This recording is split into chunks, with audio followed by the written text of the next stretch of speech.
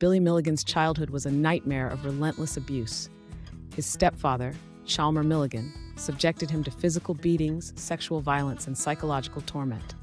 This extreme trauma fractured Billy's young mind, causing him to dissociate, a defense mechanism where his consciousness split to escape unbearable pain. By age 16, the first cracks in his identity appeared, as he began losing time and hearing unfamiliar voices.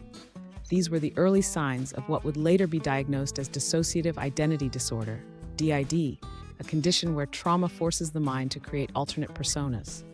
By adulthood, Billy's mind had organized into 24 distinct personalities, or alters. Arthur, a sophisticated Englishman, emerged as the leader, enforcing rules among the others. Rajan, a Yugoslavian communist, handled physical threats with brute strength. Adalana, a shy lesbian, expressed emotions Billy couldn't. Each alter had unique memories, skills, and even allergies, proving they weren't mere moods but separate identities. Psychiatrists confirmed this wasn't fraud. The brain scans showed different neural activity when alters switched. This inner family was Billy's desperate attempt to survive his shattered past. In 1977, Billy was arrested for multiple armed robberies and rapes at Ohio State University. Witnesses described baffling contradictions, his voice shifting accents mid-crime, his strength fluctuating wildly. Handwriting analysis revealed different authors for ransom notes. Most shockingly, one alter confessed while another denied guilt, unaware of the other's actions.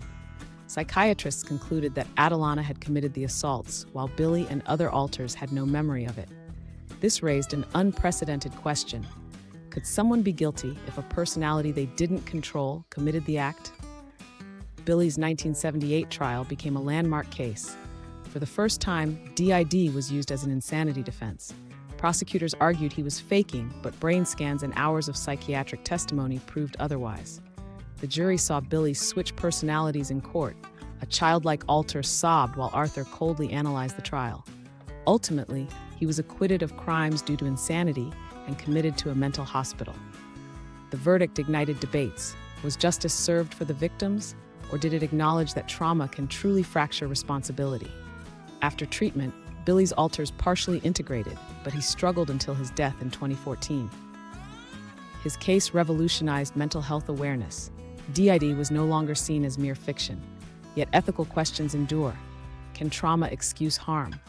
Modern neuroscience confirms DID's reality, showing distinct brain patterns for alters. Billy's life remains a haunting reminder of childhood trauma's power to rewrite the mind. As one psychiatrist noted, he wasn't faking, he was surviving.